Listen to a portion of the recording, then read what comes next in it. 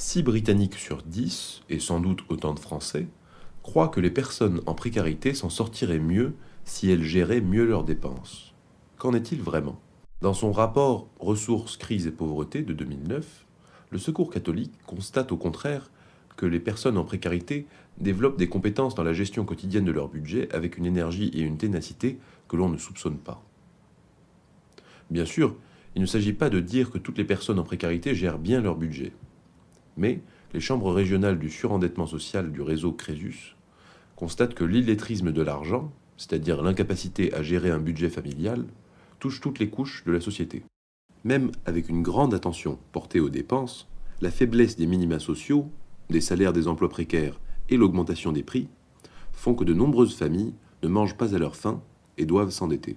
Quelques chiffres font comprendre les difficultés auxquelles les familles aux plus faibles revenus sont confrontées. En 2014, une famille sur 5 est en situation de précarité énergétique, soit 5,1 millions de familles, soit 11,5 millions de personnes. La part des dépenses contraintes, loyer, téléphone, gaz, électricité, assurance, etc., dans le budget des ménages modestes, est passée de 23 à 52% entre 1979 et 2011. On imagine bien que cette part a continué de grandir depuis. Dans son rapport de 2014, le Secours catholique Caritas France compare les budgets réels des familles qu'il reçoit avec les budgets décents calculés dans l'étude budget de référence au NPES réalisée en 2014 par le CREDOC et l'IRES. Les premiers sont inférieurs de moitié au second.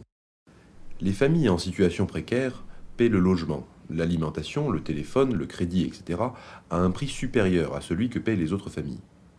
Ce phénomène de double peine génère un surcoût de 500 € par an en France pour une famille en situation précaire. Pour conclure, laissons la parole à Marie-France, militante d'ATD Quart Monde, qui dit en réalité, on gère comme on peut quelque chose qui est ingérable, et souvent mieux que ceux qui ont des revenus importants.